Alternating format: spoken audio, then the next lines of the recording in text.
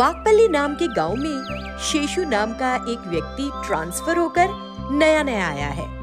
वो गांव में नया है, लेकिन जल्दी ही सबसे घुल मिल गया है, जिस कारण सारे गांव वाले उसे अपना समझने लगे हैं। इस तरह शेषु गांव के लोगों से मिलजुल कर रहता है। इसी तरह दिन गुजर रहे हैं। तभी अचानक गांव में लोगों के घरों से उनके बच्चे गायब होने लगते हैं। गांव में दहशत फैल जाती है कि बच्चे कौन ले जा रहा है, क्यों ले जा रहा है, ले जाकर बच्चों का क्या कर रहा है। इन सब बातों से अनजान सब रोते रहते हैं। एक दिन शेषु अपनी पत्नी से यूं कहता है, गांव में जिनके बच्चे खो गए उन्हें देखकर बहुत दुख होता है पवित्रा। पुलिस भी बच्चों का पता नहीं लगा पा रही। बड़े आश्चर्य की बात है। इस तरह वो बहुत दुखी हो रहा है। एक हफ्ते बाद रोज जाने वाला रास्ता बंद होने के कारण वो जंगल के बीच से जाने लगता है, पर अंधेरा होने के कारण वो रास्ता भटककर जंगल में अंदर की ओर चला जाता है। रास्ता भटककर दूसरी जगह आ गया हूँ, अब क्या करूँ? ऐसा सोचते हुए चलने लगता है। तभी उसे किसी बच्चे के रोने की आवाज आती है।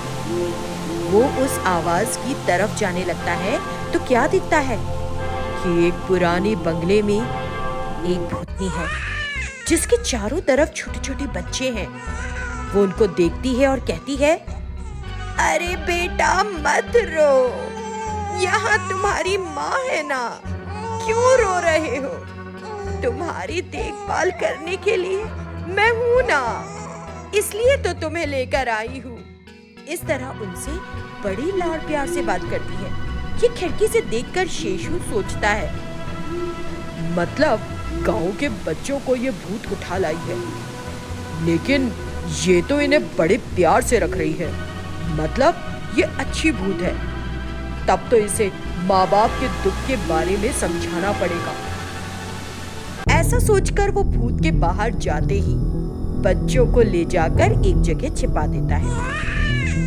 भूतनी वहां पर आती है और बच्चों को ना देखकर, अरे मेरे बच्चे कहाँ चले गए, कौन ले गया मेरे बच्चे? देखो तुम कौन हो मुझे नहीं पता, कल से तुम्हें देख रहा हूँ, लेकिन पता चला कि तुम एक अच्छी भूत हो। तुम कौन हो? यहाँ कैसे आए?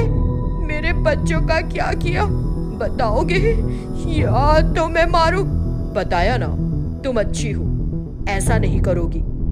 तुम थोड़ी देर बच्चे नहीं दिखाई दिए तो इतनी परेशान हो रही हो। जिन्होंने 9 महीने पेट में रखकर जन्म दिया उनका क्या हाल हो रहा होगा? कभी सोचकर तो देखो इस बारे में। फिर क्या करूं? मुझे बच्चे बहुत पसंद हैं, लेकिन मेरे ससुराल वालों ने बच्चे होने के पहले ही मुझे मार दिया। फिर मैं भूत बन गई, इसलिए मैं छोटे बच्चे लाकर पाल रही हूँ। इस तरह अपना दुख सुनाती। तब शेषु उसे समझाकर बच्चों को उनके माँ बाप के पास पहुँचा देता है। इस तरह शेषु रास्ता भूलने के कारण गांव के खोए हुए बच्चे माँ बाप तक पहुँच जाते हैं। भूत अपनी गलती समझकर वहाँ से चली जाती है। आकाशपुर नाम के गांव में वरम नाम की एक भूत रहा करती थी। वो भूत अनाथ आश्रम में रहने वाले अपने बच्चे की देखभाल करते हुए और गांव के लोगों की सहायता करते हुए जीवन बिता रही थी। असल में उस भूतनी के पास बहुत सी शक्तियां थी, लेकिन वो साधारण भूत की तरह रहती थी। एक बार की बात है, अनाथ आश्रम चलाने वाले वीरैया का बेटा बहुत बीमार हो गया और मौत से जूझ रहा था। तब भूतनी वहां जाकर कहती है, वीरैया तुम दुखी मत हो, तुम अपने बच्चे के साथ अनाथ बच्चों की भी देखभाल करते हो, मैं तुम्हारे बेटे को मरने नहीं दूंगी। ये कहकर वीरैया के बेटे को अपनी शक्तियों से ठीक कर देती है। इस तरह उसी गांव में रहना जारी रखती है। उसी गांव में पद्मनाभम नाम का एक नेता रहता है। वो एक तो प्रजा की भलाई का ख्याल नहीं रखता और अपने अधिकार का लाभ उठाकर अपराध भी करवाता है।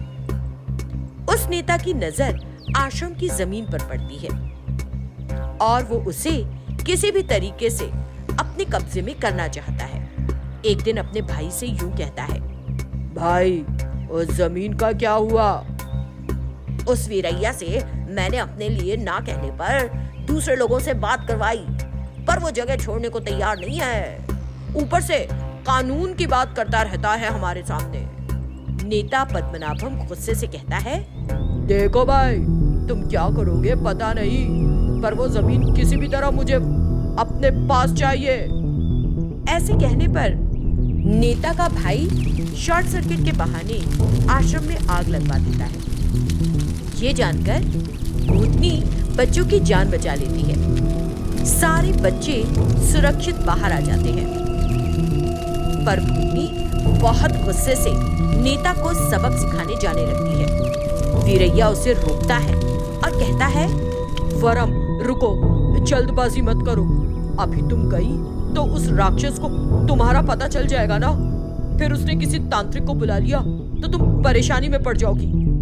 मैंने तुम्हें भेजा है ये सोचकर हम सबको भी बाद में परेशानी में डालेगा।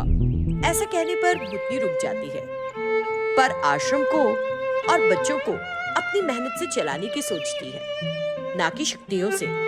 तब से उसी गांव में पके आम बेचने लगती है। एक औरत एक दिन आम खरीदने आकर कहती है, क्यों वरम, तुम्हारे पास तो बहुत सी शक्तियां हैं, खूब रुपए कमा सकती हो, फिर क्यों इस तरह धूप में आम बेचती रहती हो? उन अनाथ बच्चों में मेरा बेटा भी है। इन लोगों के लिए अपनी शक्ति का इस्तेमाल करूं तो मेरे बेटे का भी भला होगा, पर मैंने अपने स्वार्थ के लिए ऐसा ना करने का निश्चय लिया है।